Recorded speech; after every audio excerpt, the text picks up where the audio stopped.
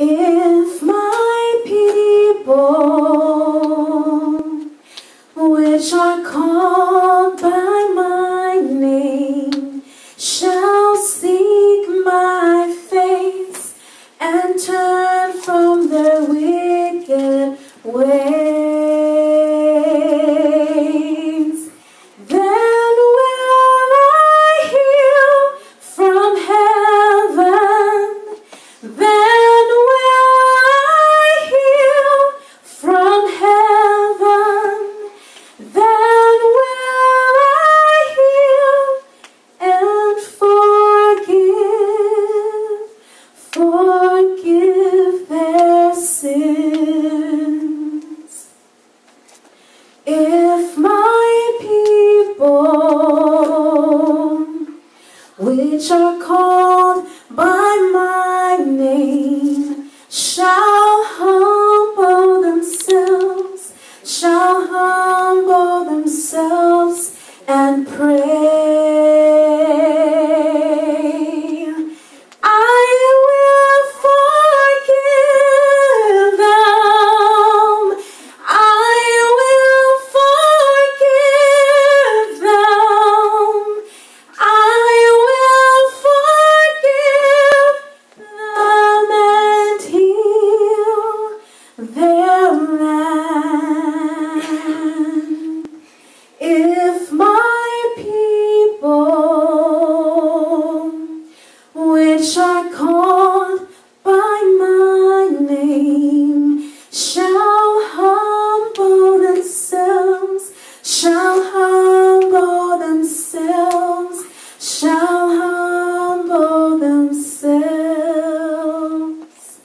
and pray. I tell you what, I'm ready to go home. I know you guys came here for a reason, and we have to have a sermon, but you have preached a sermon since early this morning with Sister Reed and Ellie, and the music, and that song. It really goes deep. Thank you. I have to give a special thanks to so many people here this morning, but I have to thank LaFasa, because on, what was it, Monday, Chelsea and I, my daughter and I, were driving back from Atlanta, probably about 13, 14 hours, and she lives in Grand Rapids now and wanted to go to Baguette. And we saw, actually she saw LaFasa first, and she says, Mom, guess who's there? And of course, LaFasa is part of my family too. She grew up with Chelsea since about 4th grade. I think you were right. And she's such a wonderful girl, such a blessing to have her here.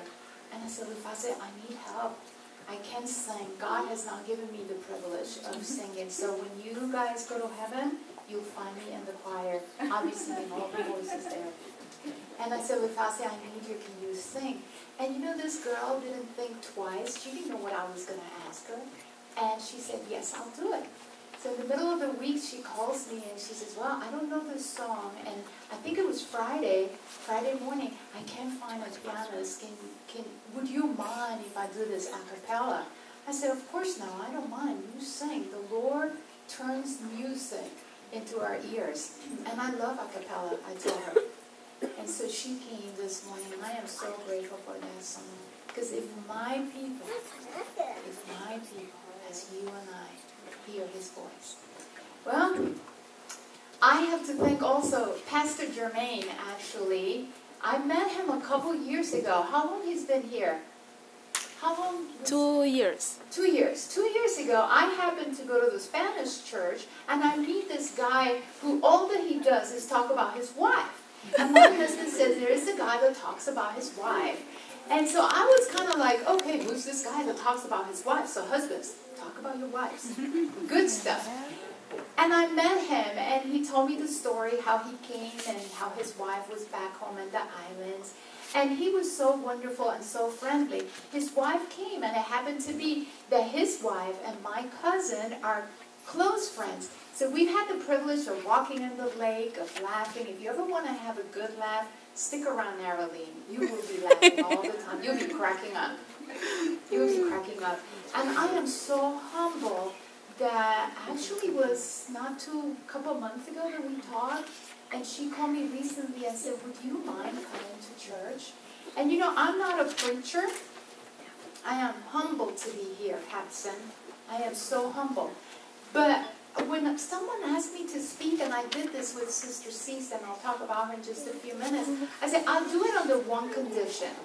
Do you remember that condition? Pray for me. Pray. I cannot go somewhere if I don't know that, or if I know that there are people that are praying. Because sisters and brothers, this is not about me. You guys can be here too. This is not about me. This is all about who? This is about God and the things that He can do. And so I am grateful for the invitation. Again, I'm humble, and it's a privilege to be here. And it's interesting because as I look around, I see some people that I know. Christine and Sister Audrey, and of course LaFawcett is here. I see Ellie. I want to thank Ellie and Sister Reed.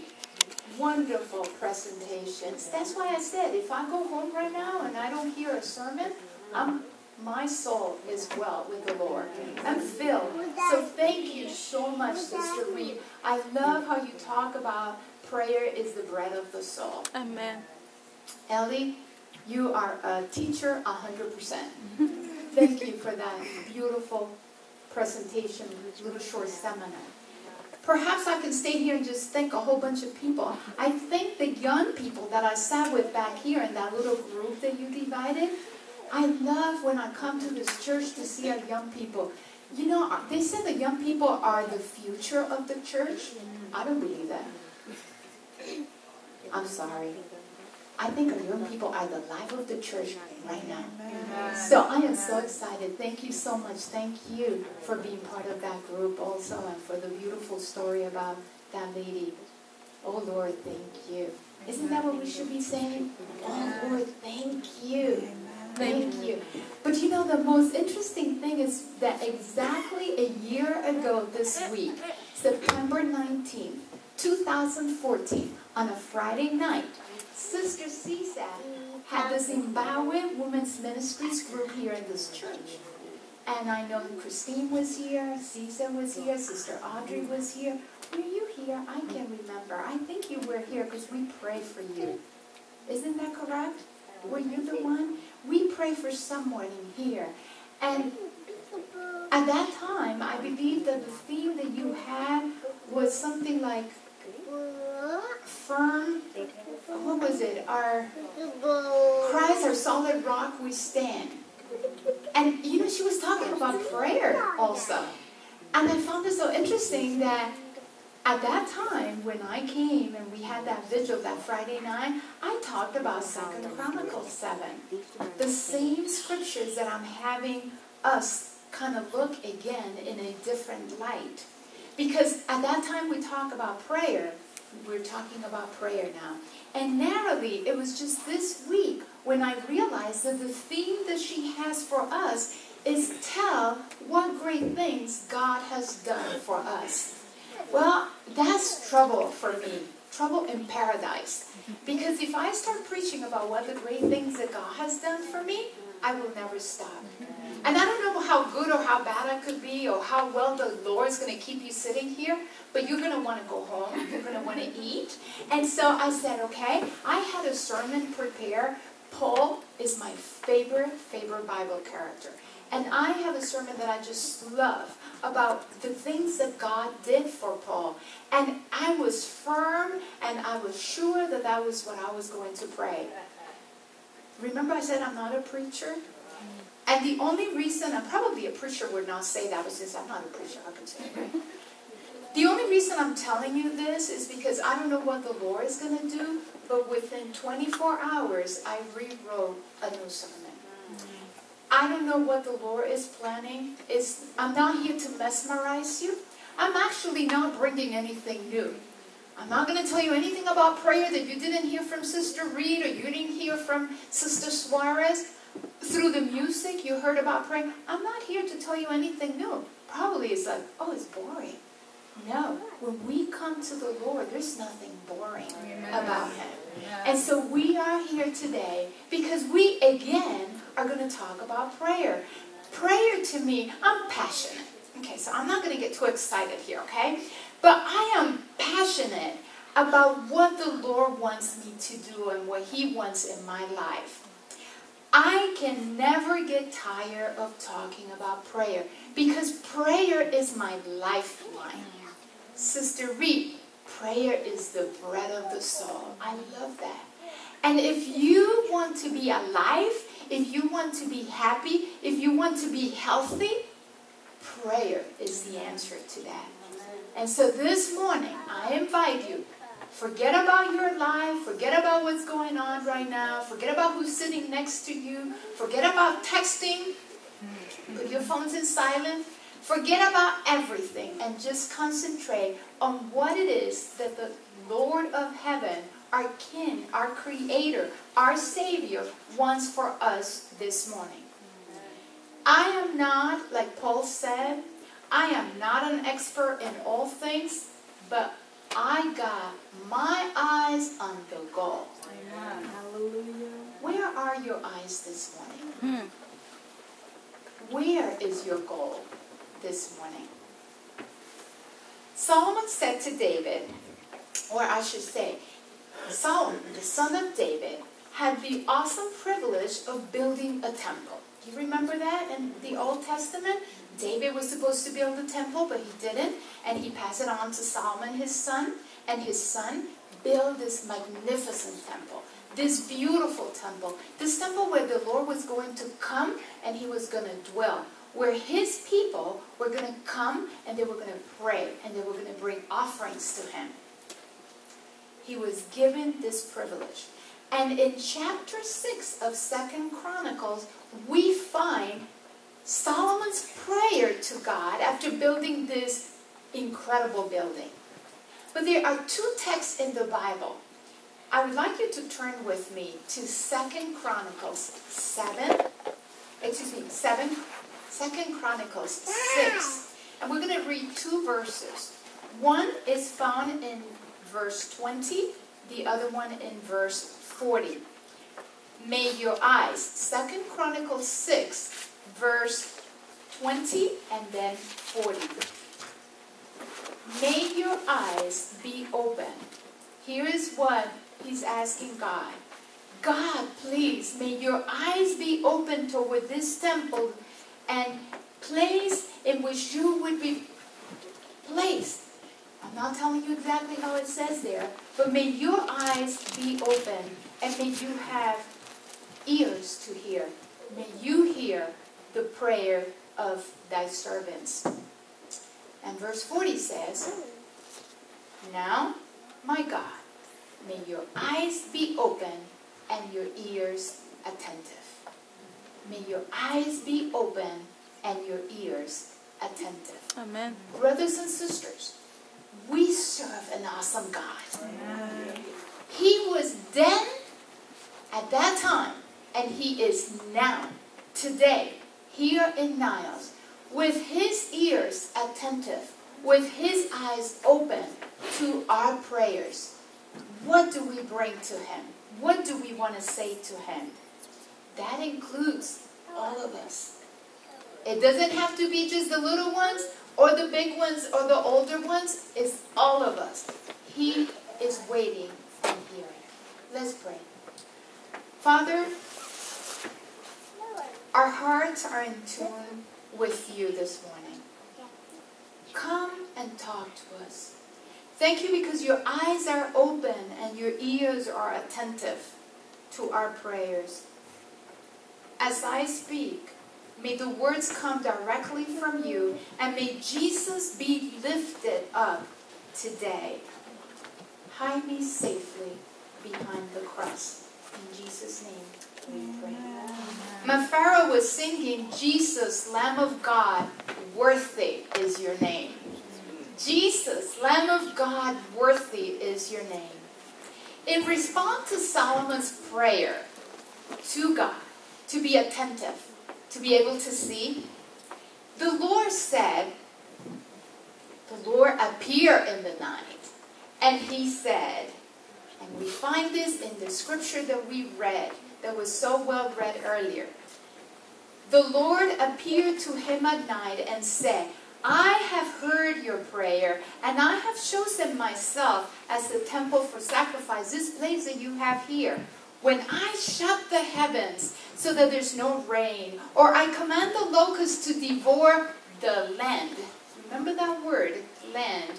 Or send a plague among my people. If my people. Probably you can call this by memory. If my people, who are called by whose name? Who are called by my name. What do they need to do? Humble themselves. If my people who are called by my name, who will humble themselves, and what would they do? Pray and seek my face and turn from what? From their wicked ways, then, you notice, if, then, what's going to happen? Then I will heal their land. In English, and I'm so happy that Ellie is here because she can clarify this for us. But in English, when you say if, there's always something that has to follow. You don't say if and just leave it hanging there, right? Something will follow. In English, when you say if, it requires something else. In English, when you say if, is a cause and effect word. When you say if, there is action. Then there is action. I see Ellie is agreeing with me. If also is a condition. If you do this, then this happens, right? If you do this, and there's not a then, there's not a condition, nothing happens. Let's think of an example. If we pay our car payment, what happens? Then we have a car, right? If you don't pay your bills, forget about anything. If you work, then what's the natural cost? You get a check. You get your money. You get paid for what you did. If you come to the table, what happens? Then you eat. If it doesn't rain, if it doesn't snow, then I could do this or I could do that. So nowadays, just as before, we are many times so easy, so prompt to complain. I know this church doesn't complain, so I'm not talking about you guys, okay? But it's so easy to complain. We're so quick to see and talk about people, the world, the nation, the church, the people in the church. Who is doing what and who is not doing what? Who is doing right and who seems to do right? What we see is not always what it is. But we're so prompt to talk about this. So if you do that, then what is the result? Verse 13 of 2 Chronicles 7 says, when I shut the heavens so that there's no rain. Sometimes God shuts the heavens and there seems to be no rain. And when he commands the locust or the plague among whose people? My people. You know, I want to pause because when we think of this verse and we're talking about these people from Israel and we think of the land, it's the land, right? Where we grow our vegetables, the land. I want you to think of what's your land. What's your land around? And I want you to also think that perhaps the land could be your life. Could be your life, Sister Susan. But if we don't follow through the things that he says, then it doesn't matter at all if I don't do what he wants me to do. There is a guarantee. If I do this that the Lord wants me to do, I am going to have good results. I'm going to be able to reap the benefits. But if I don't, what's going to happen? This morning, as we continue talking about prayer, and we think what prayer is, I want you to consider just yourself. I said it earlier. Forget about who's sitting next to you. The faucet, forget who's sitting next to you. Guys, young people, husbands and wives, forget who's sitting next to you. This is the time between you and God. You see, our salvation is individual. We're not going to be saved because my mom is in church, or my dad, or my husband, or my wife. We are here because we want to be connected. Think of you and your relationship with the Lord. And I like, Sister Reed, where you said about prayer is a relationship. Those of you that have had boyfriends, girlfriends, that have been married, do you remember the very first time when you met? My daughter just got married not too long ago, and the year before she got married, every year my daughter and I had a mommy-daughter time.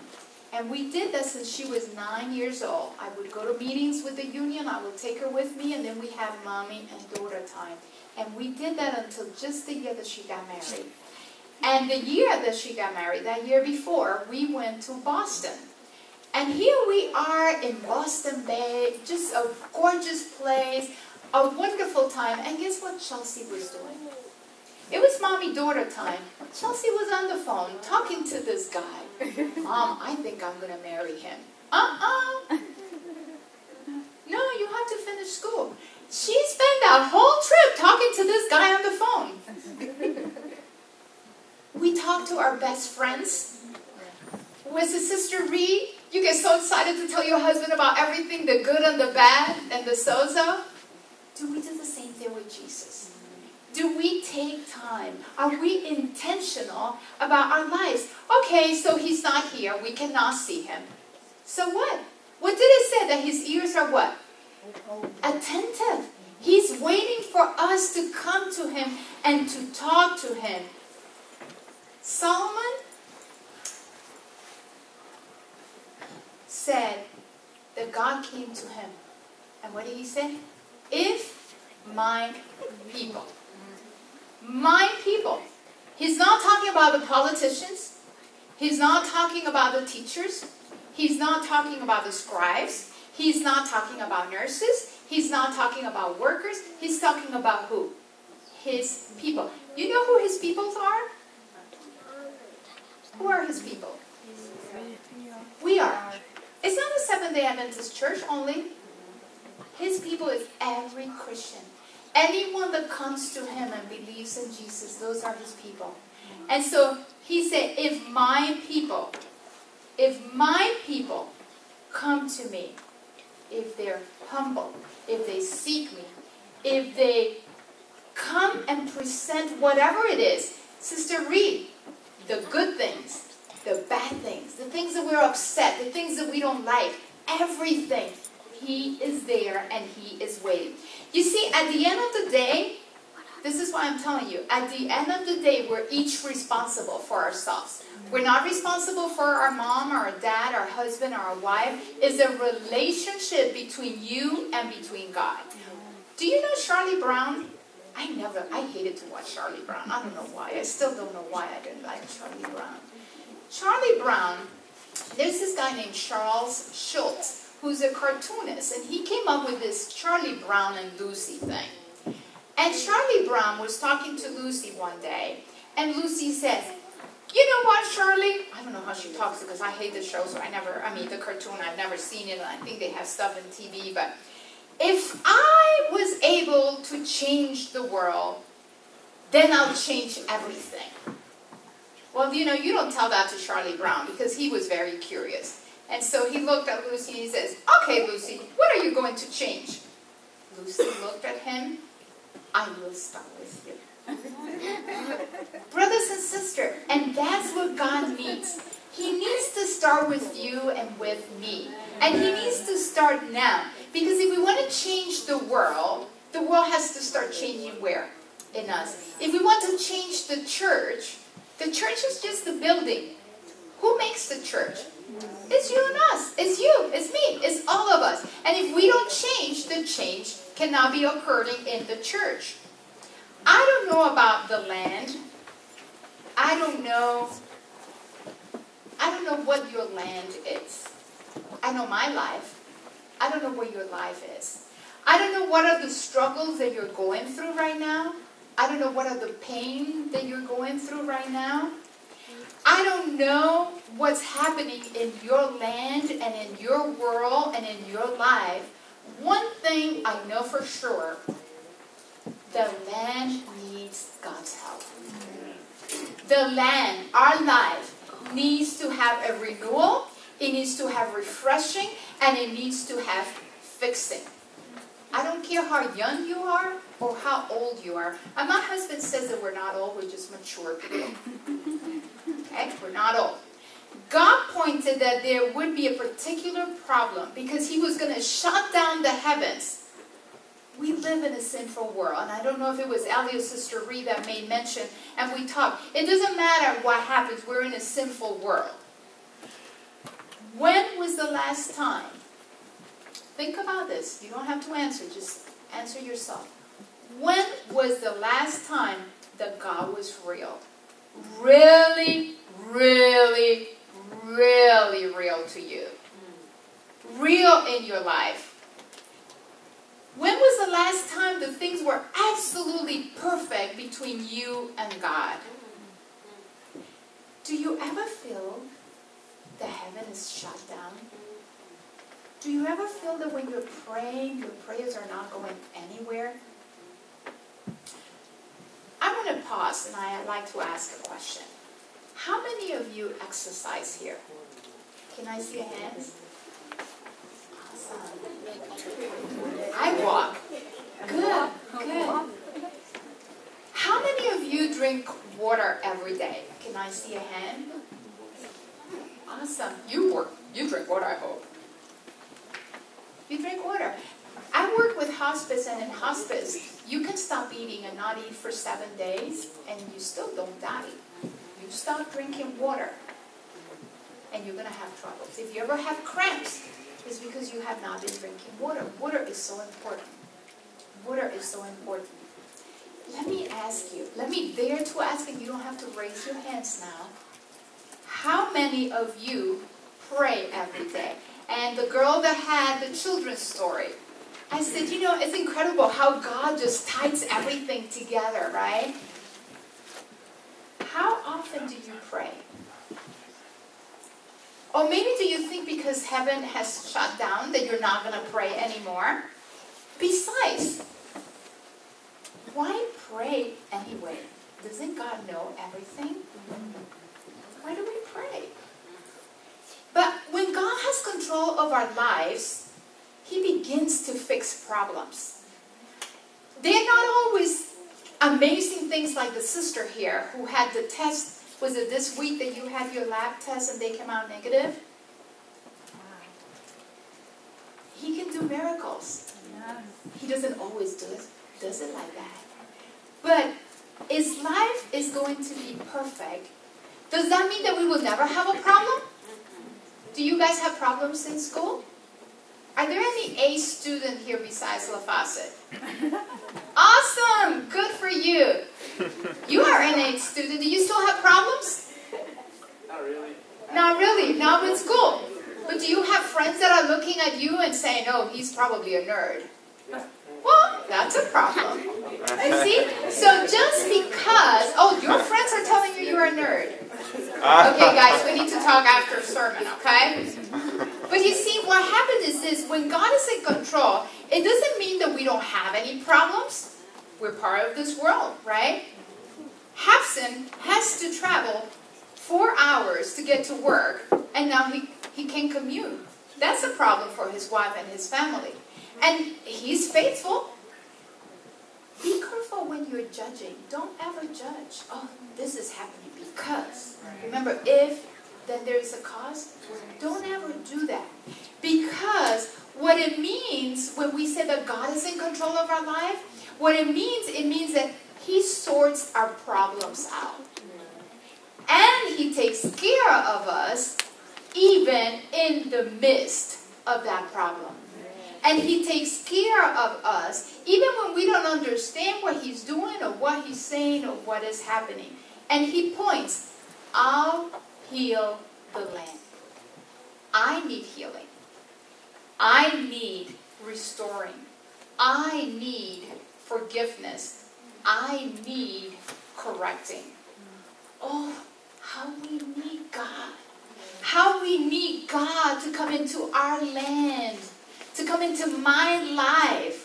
Getting rid of the things that are fallen down. Setting up the things that have been blown away. How I need God. Repairing the things that are broken in my life. Encouraging the places that need to be encouraged. How I need God so that I don't talk about my brother. I don't talk about my sister. That my focus is where? In Jesus. In Jesus. He is our strength. He is our power. He is our Savior. In our homes, with our friends, with our families, in the church. In the church. In our finances, and with our children. I know that there are a few mothers here. A mother's prayer is always for her children. Amen. How we need the Lord. If my people who are called by what?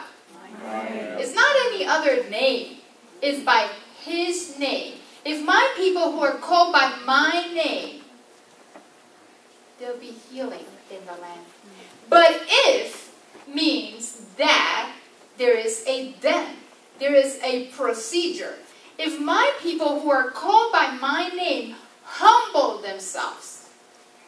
Humble themselves. And we talked about that too, didn't we, this morning? We talked about being humble.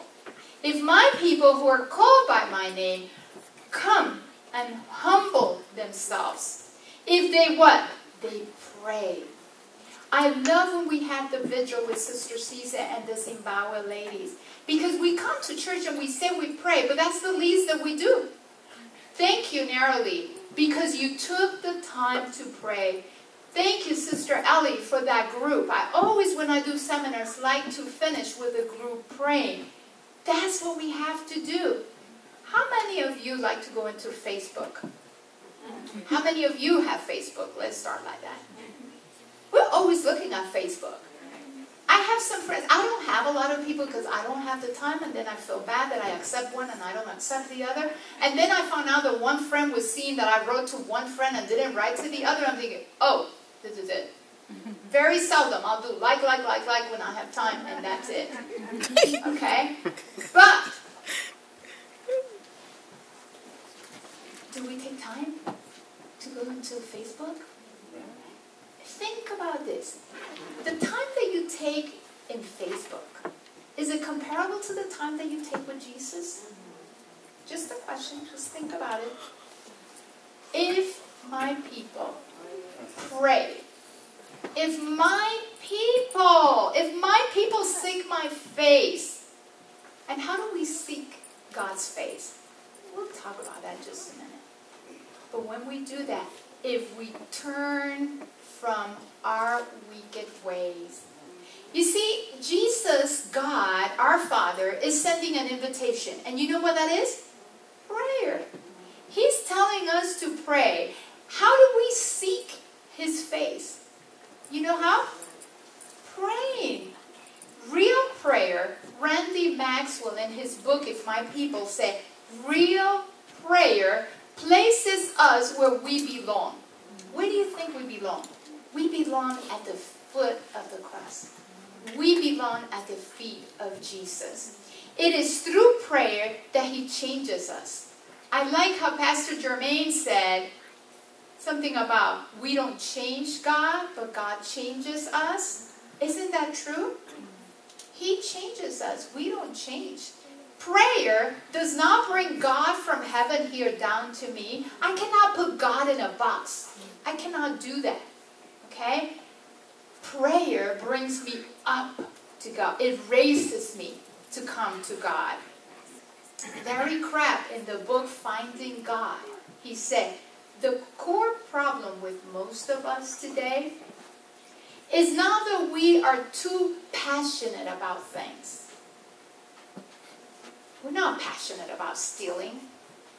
We're not passionate about committing adultery. We're not passionate about killing. Has anyone killed anybody here? You know, somebody in jail may have, and then they convert and they come and they may say, yes, I killed somebody. But I know they're not passionate about those things. Larry Crabb says that the problem that we have is that we are not passionate enough for good things. We're not passionate enough for good things. What are you passionate about this morning? What is your prayer life like? I bet that if I show you this, you think this is a hula hoop, right? You know how kids put it in their body, adults too, and we exercise with this? This is not a hula hoop. This is a fiction of your imagination. This is not a hula hoop. This is a circle. Isn't it a circle? And we take a picture. I'm going to throw this right here. And I want you to think as your land, I want you to think as your life being in that circle. Put yourself right now in that circle. I want to charge you this morning. If you want your life to be different, and some of you may say, oh, but my life is good, I'm doing well, I have a job, I have a family. Kids, you don't worry about where your food's coming because your parents, you're grateful, right? But your parents are going to put food on the table. I don't worry about having air conditioner or heat because you know that that's going to be there. But you know, we live in this world. And if you put yourself in that circle and you say, Lord, I'm coming to you just as I am. And I struggle because that's another song that I love. Just as I am, I come to you. But if I say, Lord, I bring you my problems. This is my land. This is my life. I bring you my problems this morning. My hurts, my sins. I bring anything that is bothering my fears. I bring you my wrong. Lord, I want you to get rid of this. I want you to fix this for me. And you know, I can probably add there gossiping, lying, stealing. And stealing, you may say that, oh, I'm going to steal her book. Sometimes we steal in different ways. And sometimes we lie in different ways. God, I want to bring everything. I don't want to be judgmental. We're not judgmental. Seventh-day Adventists are not judgmentals at all. We are perfect Christians. I don't want to be hypocritical. You're not hypocritical. We're Christians, right? I don't want to be dishonest. Lord, I bring everything to you. Fix it. Take my life and fix it. Dear brothers and sisters, young people, God is looking for a special group that He calls my people, because He wants us to get to know Him. And how do we do that? If we're lost, He wants us to be found. I'm going to tell you a story. Hi, Mikey. Is your mommy home? Yes, she's home. Okay, Mikey, can I talk to her? No, she's busy. Okay, Mikey, can I talk to your daddy? Is he home? Yes, he's home. Can I talk to him, Mikey? No, he's busy. So everybody's busy, huh? Who else is home, Mikey? The fire department is here. Okay, Mikey, what's going on? The fire department is here. Mikey, your mommy's home, your daddy's home, the fire department is there? Yes, they're all here. Okay, Mikey, who else is home? The police is here too. Oh my goodness. Mikey? All right. Can you please tell me, Mikey? What would you like to know? Okay, Mikey. You're home? I'm talking to you. Of course you're talking to me. Mikey, your mommy's home. Your daddy's home. Yes, I told you already, they're home. Okay, Mikey, and you seen the fire department is there? Yes, didn't I say that already? They're here. Okay, Mikey, and who else is there? The police is here. And the police is there. Okay, Mikey, I'm having a little issue here. What's going on? Why is everybody home? Do you need me to come? Do you need help? No, it's fine. So why do you have all these people home? They're looking for me.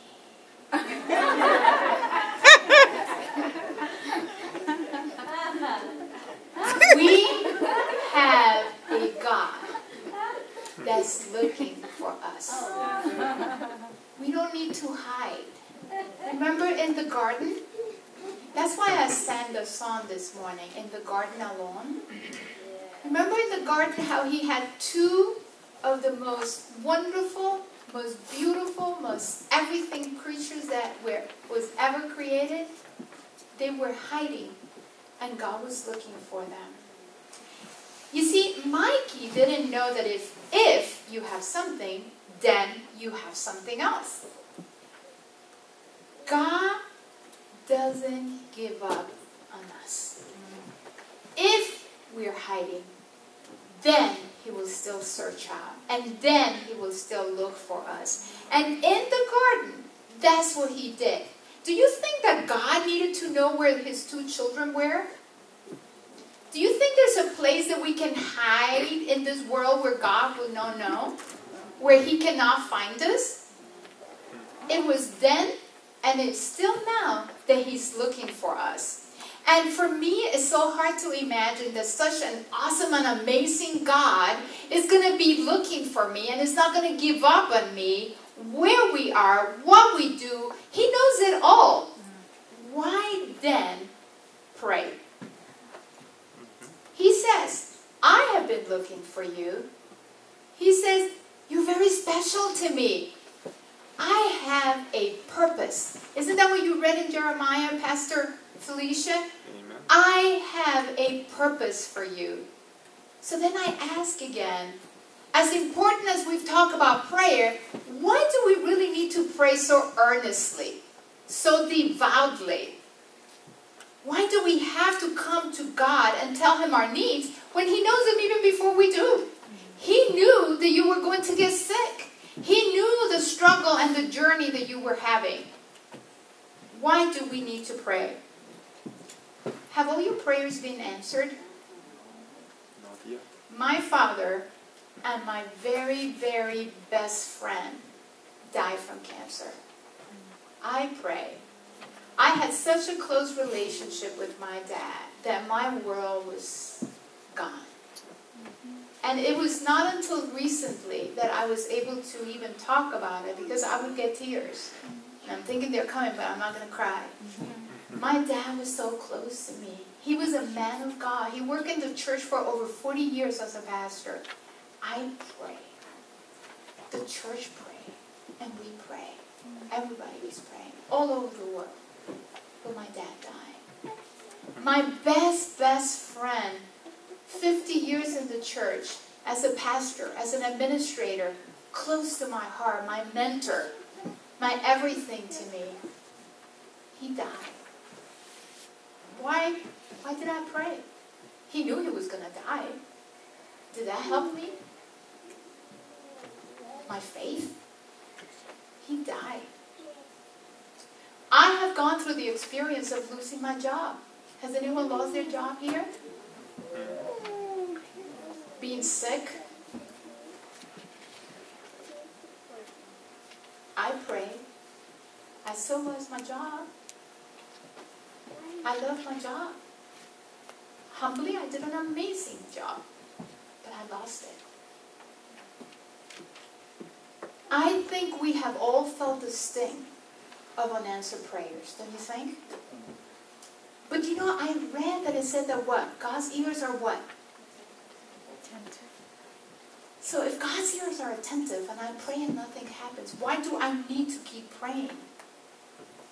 If God knows what I need, if God knows what we want, why pray? Or why do we pray just when we have a list of things that we want to give him? God is a Santa Claus. We tell him what we want. Right? For young people, I want to go to college. I want to do this. I said in my little group, I want an iPhone 6 with a letter or something that's just going to come up, I think, this week. You know? My phone is not good anymore. I want the next one, and I want the next one, and I want the next one. But God wants us to get to know him. Didn't we talk about that prayer is a relationship?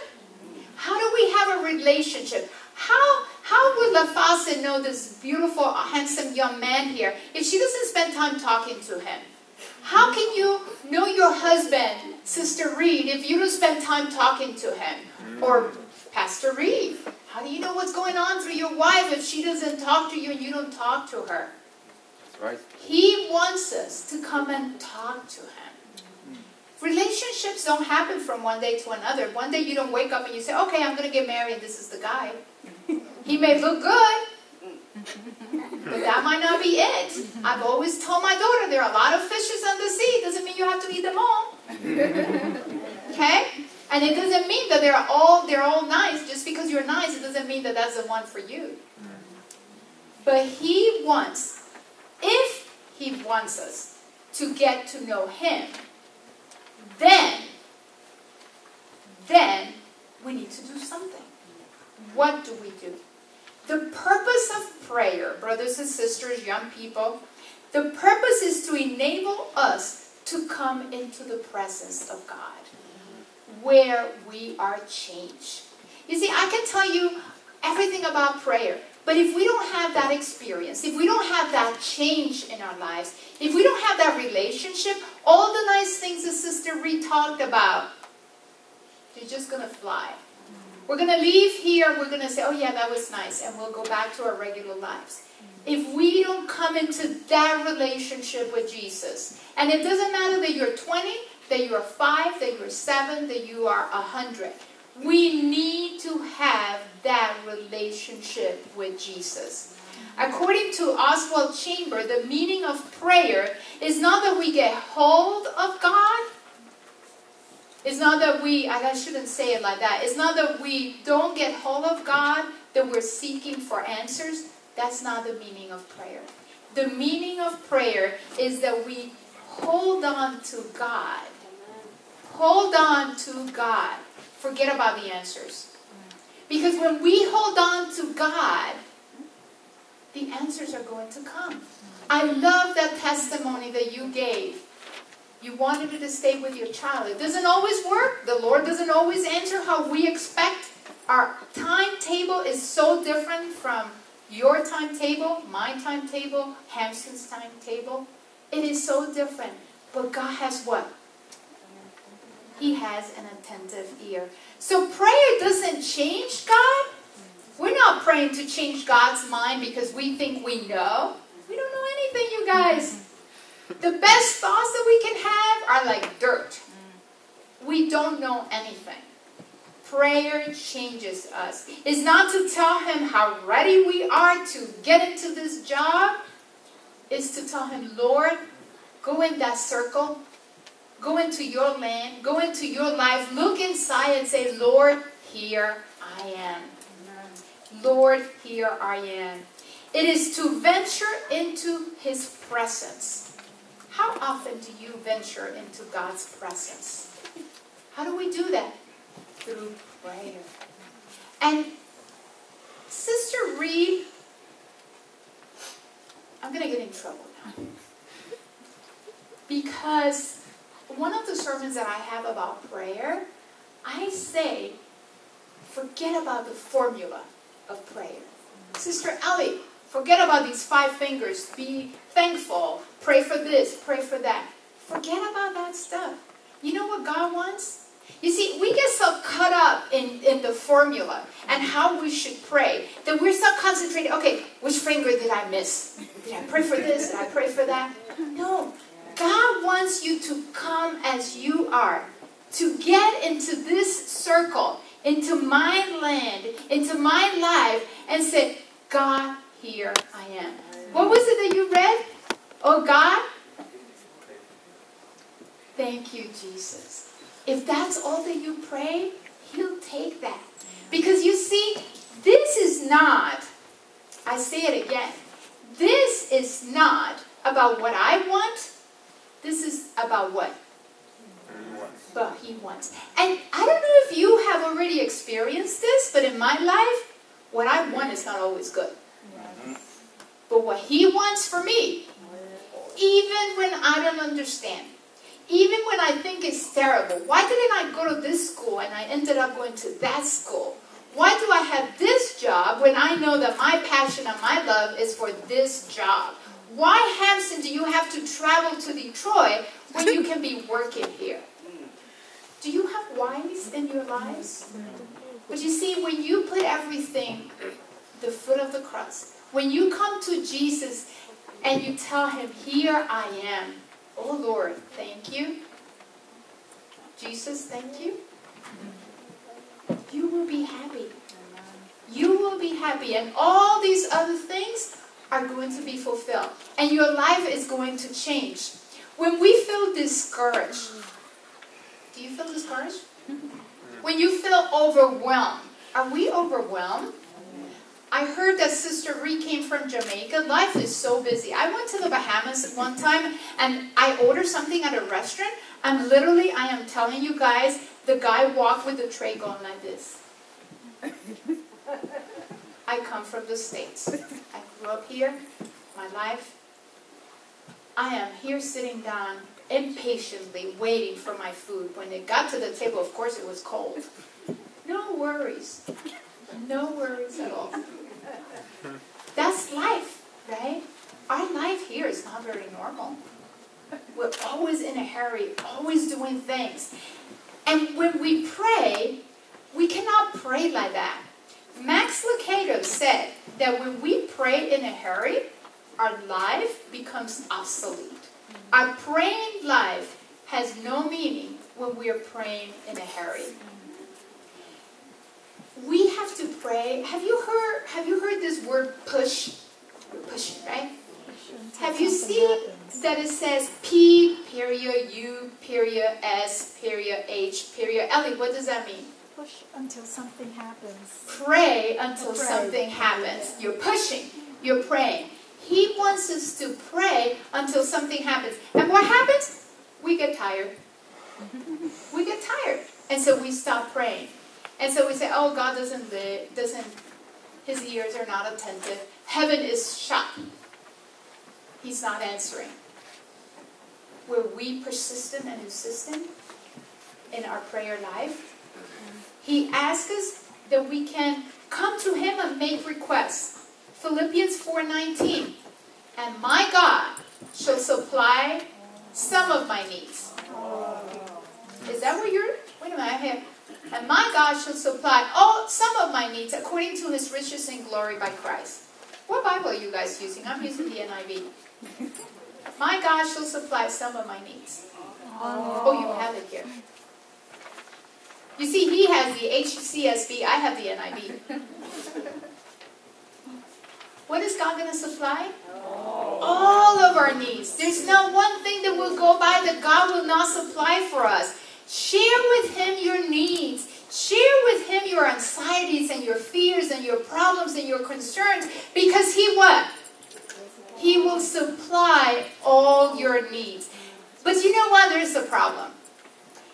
We have to be intentional. Do you guys know what intentional means? Any of our young people, what does it mean to be intentional? Purpose? Deliberate? We have to be intentional. We have to take time. Remember, if we want to build a relationship, if we want to do something, then we need to take the time. Be anxious for nothing, but in everything what? By prayers and supplications with thanksgiving.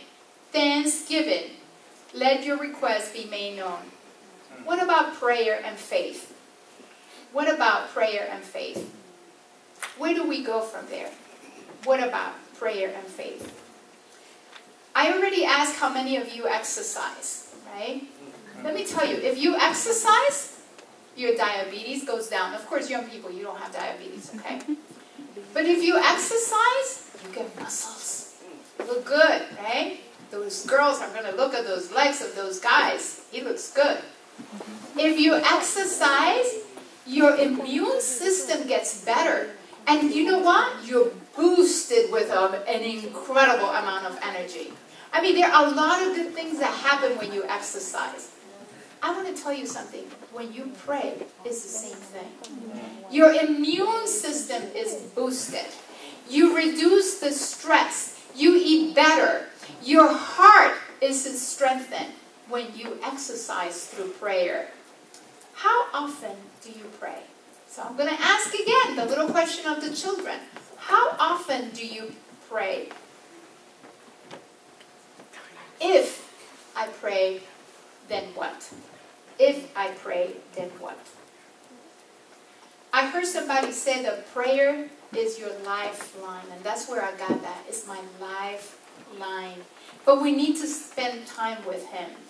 There is a group that's called the Barna Group, and that group realized that people pray maybe about 5 minutes every day. They thank them for their food, they thank God for their food, and then they go into a list of all the things that you want to do. And this is where Rick Warren comes in and says, don't pray in a hurry.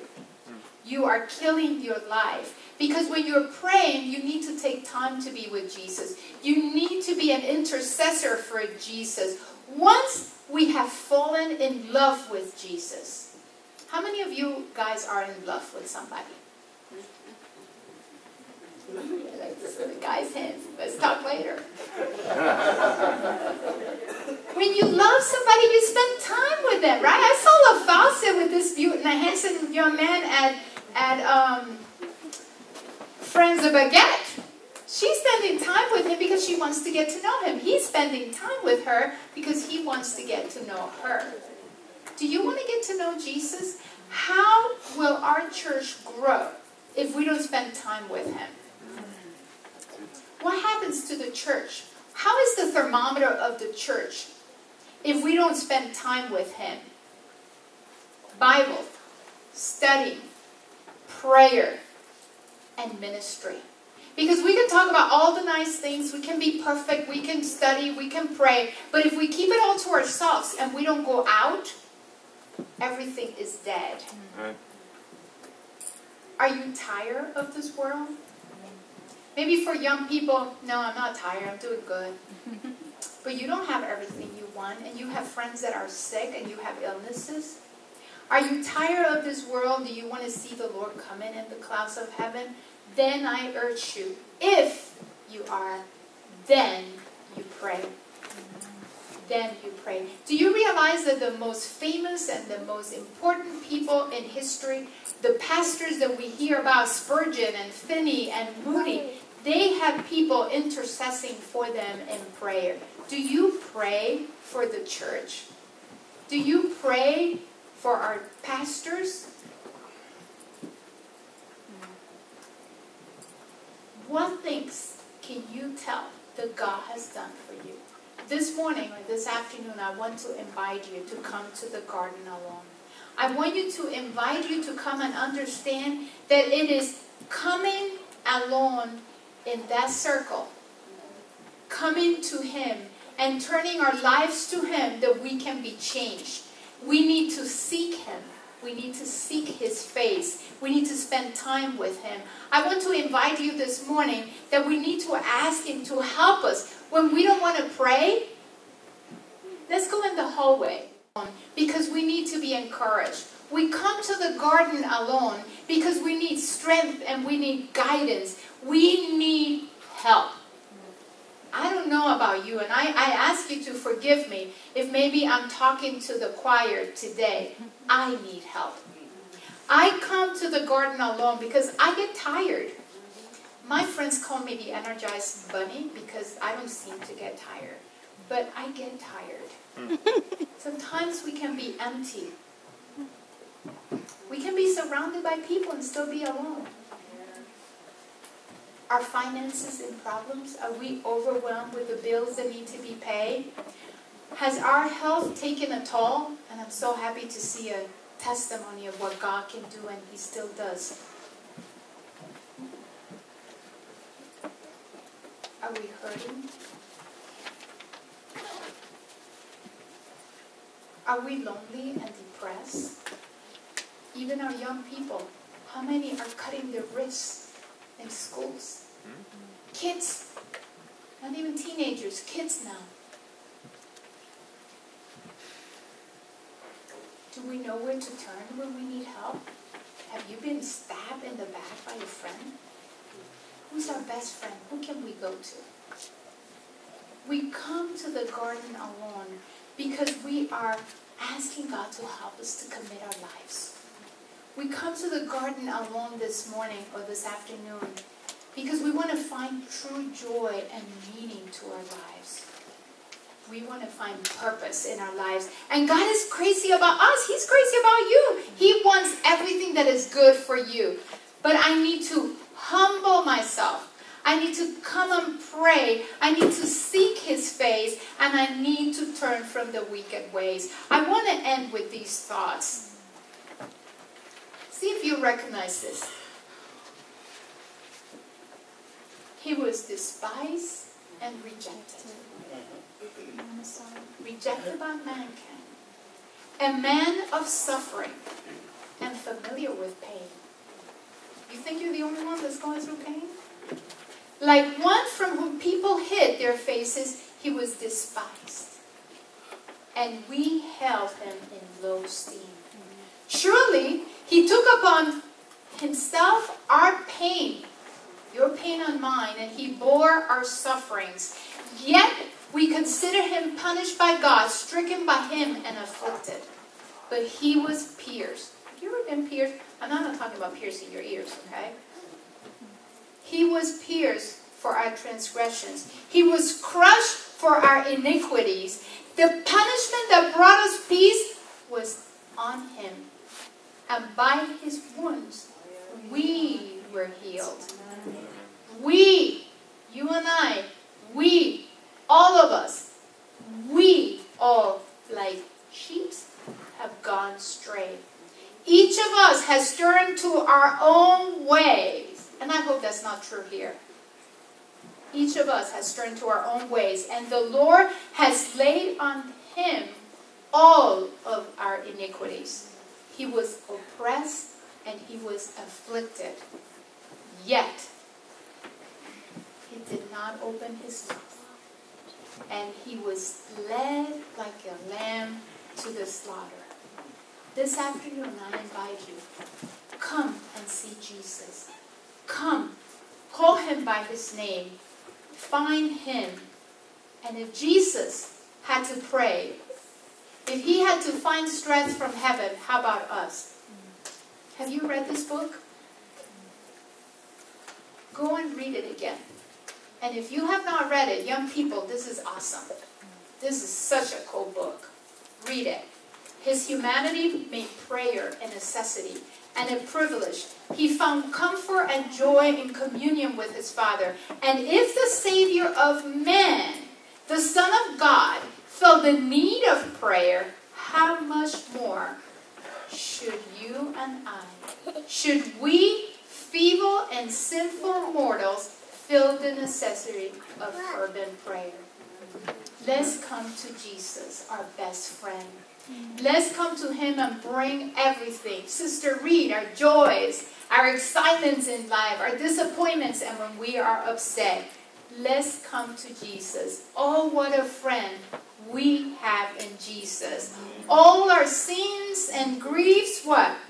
To bear. What a privilege to carry everything to God in prayer. Amen.